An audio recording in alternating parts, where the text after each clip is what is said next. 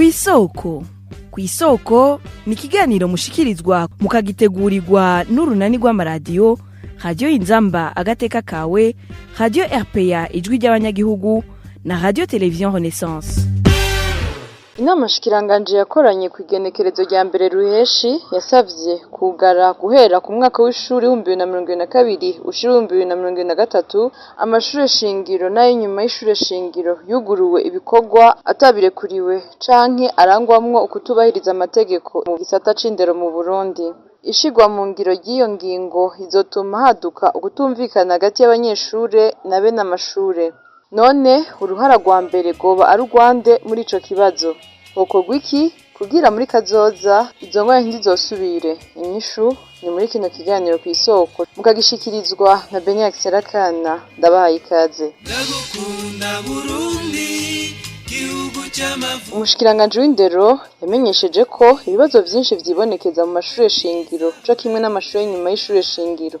Emile Nibasumba wa Radio Ijwi ry'abanyagihugu aragaruka kuri utwo tunenge twashizwe ahabona n'inama nshikiranganji. Amashure shingiro yose yatanguye gukora ataruhusha afise azokugagwa kuva mu mwaka w'ishure w'ibihumbi 2022 ushira w'ibihumbi 2023 kubw'inama nshikiranganji yo kuwa mbere Ruheshi. Amashure shingiro nyene yakoze amakosa ngo azohanwa hisunzwa amategeko. Abari mu nzego za leta bafashije kugira ngo ayo makosa kogwe nabo nyene ngo bazofatirwa ibihano. Kubijanye n'inyigisho kaminuza hariho abanyeshure impamya bushobozi zabo zizofutwa. Abo nabo nabiza amashure y'ubuhinga bita enseignement technique kandi batari bafise uburenganzira bwo gukora ikibazo ca leta, bakaba kandi batanguye inyigisho kaminuza inyuma y'ibwirizwa nimero 1/22 ryo kuwa 30 Kigarama mu 2011 ritunganya gushasha inyigisho kaminuza mu Burundi. Abo banyeshure bazokora ikibazo ca leta bita examen d'etat nibipfuza kwiga kaminuza. Abanyeshure badafise impamya bushobozi bita diplome d'etat ariko bakaba bariza amashure atemewe barenze ibwirizwa nimero 100/140 ryo kuwa 6 Ruheshi mu 2013 ritunganya inyigisho zijanye n'ubuvuzi bazohabwa impamya bushobozi zitwa diplome de technicien supérieur de niveau A1. Kubw'iyo nama nshikiranganji yakoranye kuwa mbere Ruheshi mu 2022 amashure y'inyigisho kaminuza yakoze ayo makosa ngo azokurikiranwa mu butungane. Ari kuri mikro ya bagenzi bacu ba Television Renaissance, umuhinga mu bijanye n'indero ntibashira kandi abona ko kugara amashuri atujuje ibisabwa atari yo ngingo yari ikwiye kwihutirwa.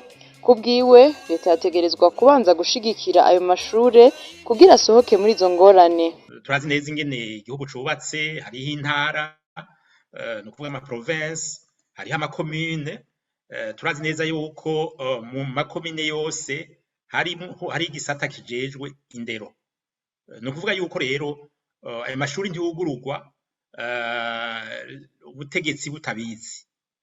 Kugara amashuri yatanguye siyo nyishu, kuko ayo mashure murumva asanzwe yigisha urwaruka. Abo bana amashuri ko ari makeyi, abo bana murumva ko haca haba ikibazo iyo baja. Ahubwo aho kugara amashuri leta yogorora ikabwira ati tubahaye ikiringo c'amezi 3 canke 4 umwaka wimirije gutangura uzutangure mwatunganije vyose ivyo leta isaba kugira murongo uburenganzira. Kuko kugara ni nagahombo ku gihugu, nagahombo kuri abo baba bagomba gufasha leta. Nivyo birashika ko batabakurikije amategeko, ariko umugambi baba bafise si mubi turavye ingorane igihugu kirimwo kijanye n'ivyo kwigisha. Libeha ntibashira kandi ahamagarira leta gushiraho amategeko atomoye yo kwisungwa kugira ishure rironke uburenganzira bwo gukora no gutanga ubumenyi mu bisata bitandukanye.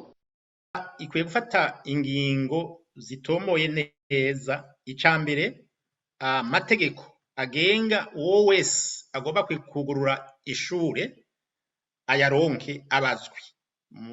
Ukoresha ubuhinga bwa none barashobora gushiraho urubuga ngurukana bumenyi umurundi wese cyangwa umunyamahanga agomba kugurura ishure agenda akaraba ibimugenga.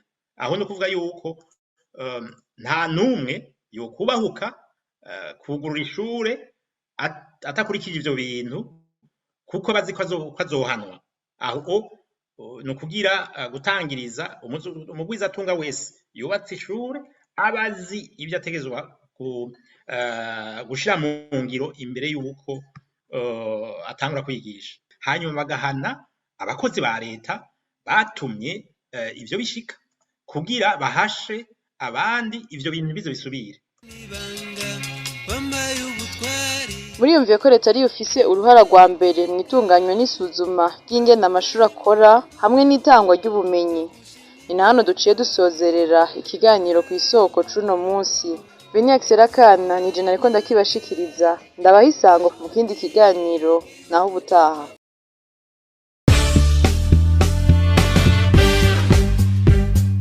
Cari ikiganiro kw'isoko.